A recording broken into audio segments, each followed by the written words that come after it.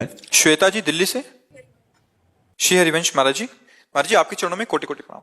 गुरुदेव, ज्योतिषी शास्त्र भी हमारे ग्रंथों का अंग है। महाराज जी आपकी वाणी से नाम का प्रताप पता चला, नाम जप से मन शांत भी रहने लगा। गुरुदेव, जीवन में भीषण परिस्थितियों में आने पर क्या हम नाम जप के साथ साथ गृह शांति के उपाय भी कर सकते हैं? लेकिन मन में यह भी कहता है कि जिस प्रभु का नाम सिमरन हम कर रहे हैं वो जगत रचयिता सभी ग्रह नक्षत्र बदलने का सामर्थ्य भी रखता है। नाम जप के अभाव से और बहुत प्रतिकूल परिस्थितियों के कारण मन पूर्ण शरणागत भी नहीं हो पाता। दिन महाराज जी इनका भाव है कि साथ साथ हमें समझना है मूल बात कि हमारे पास विपत्तियां दुख क्यों आते हैं। कोई नहीं चाहता पूरी सृष्टि में कि हमें दुख भोगना पड़े या हमारे पास विपत्ति संकट आवे, हमारा तिरस्कार अपमान हो, कोई नहीं चाहता, लेकिन सबको भोगना पड़ता है। इसके मूल में जाइए, क्यों भोगना पड़ता है? तो बोले पाप कर्म, अशुभ कर्म। अशुभ कर्म का फल है दुख, चिंता, शोक, भय, नाना प्रकार की विपत्तियां। अशुभ कर्म क्यों होते हैं? सुख भोगने की लालसा। जितने भी कानून विरुद्ध, भागवतिक सिद्धांत के विरुद्ध आचरण होते हैं वो सब पाप कहे जाते हैं, और वो सब होते हैं सुख भोगने के लिए। सुख के लिए हम दूसरे की हिंसा कर देते हैं, या व्यभिचार के लिए, या नाना प्रकार के जितने अशुभ कर्म होते हैं वो सुख भोगने के लिए होते हैं, और परिणाम में दुख मिलता है। अब उस अशुभ को नष्ट किए बिना तुम्हारी विपत्ति, संकट, दुख कोई नहीं मिटा सकता। तो हम ये नहीं कहते कि ज्योतिष शास्त्र नहीं है, ज्योतिष शास्त्र है, लेकिन ज्योतिष शास्त्र क्या बताता है?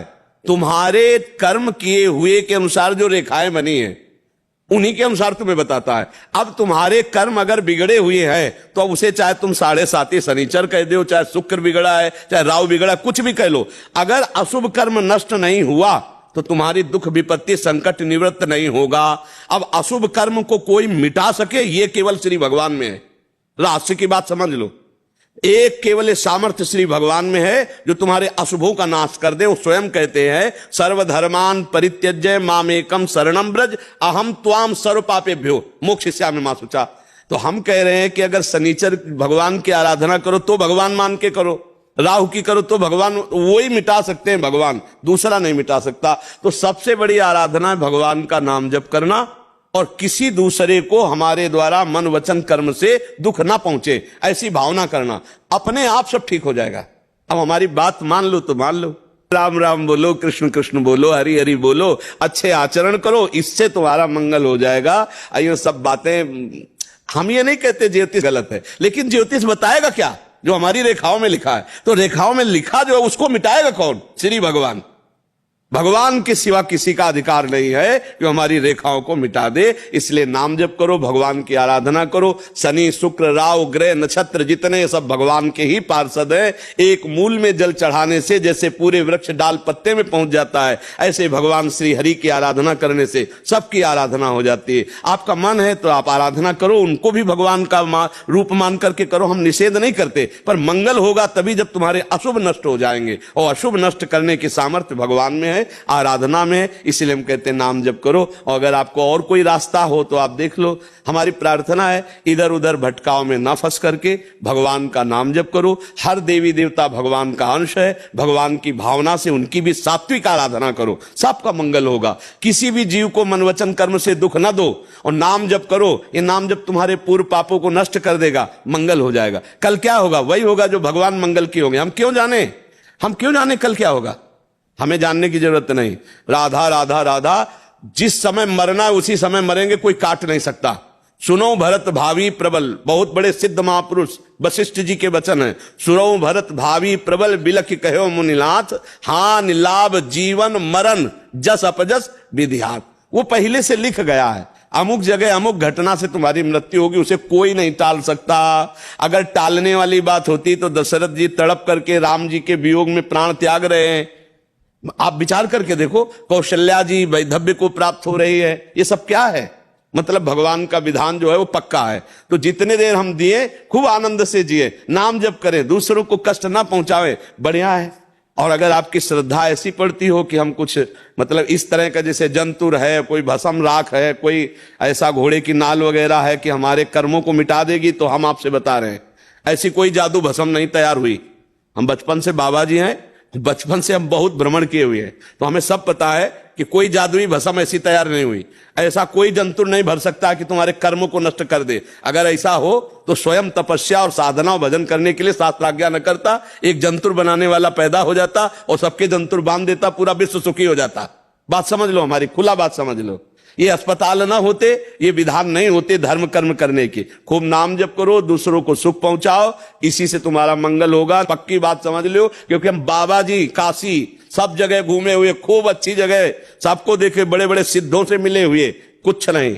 हम केवल सत्य वस्तु की बात करते हैं।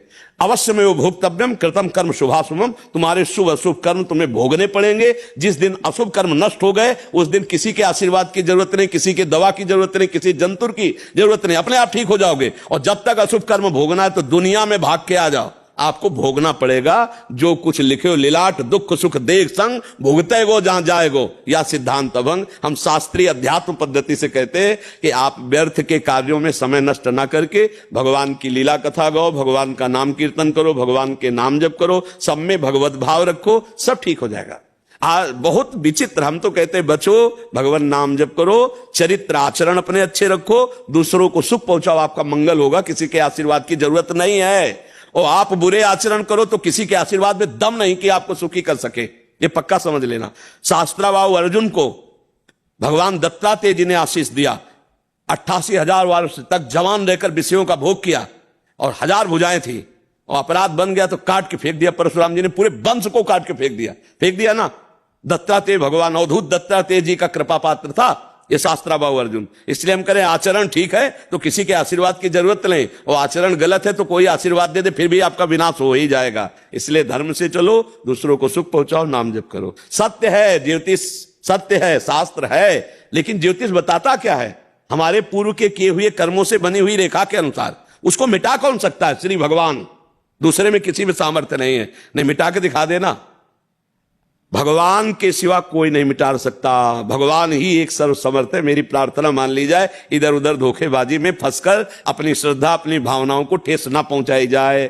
हां, कुछ है अनुष्ठान, जिन अनुष्ठानों के द्वारा प्रारब्ध को मिटाने की कोशिश की जाती है, पर वो अनुष्ठान ऐसे झाड़ फूक से नहीं होते। जैसे मृत्युंजय, महामृत्युंजय अनुष्ठान, अब बुलाओ विद्वान ब्राह्मणों को और पवित्रता के द्वारा अनुष्ठान कराओ 11 दिन 21 दिन का, और भारी दक्षिणा उनका सम्मान करो, परिवर्तन होगा।